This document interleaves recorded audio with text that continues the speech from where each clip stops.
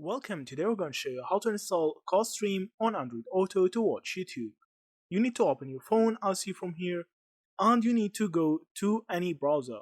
So you can actually open Google Chrome and search for AAAD as you from here. After that you will see this GitHub site, you can just click on it. And now you need to scroll down all the way down till you find the release section. As you from here you can click on this version. It is the latest version. Now you need to click on the APK file to download it. So I already downloaded it and installed it. So you can just go back to the home screen after installing it and you will find this app, AAAD. You can just open it.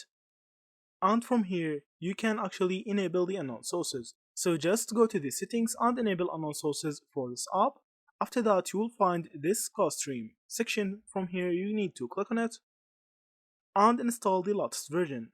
Hit an OK, and now it will install on your phone. Now all you need to do is to open the CarStream app, and after that you need to click on allow on each of these prompts. Now from here you need to click on the three dots on the top right to enable the desktop view. So click on the settings and enable desktop mode.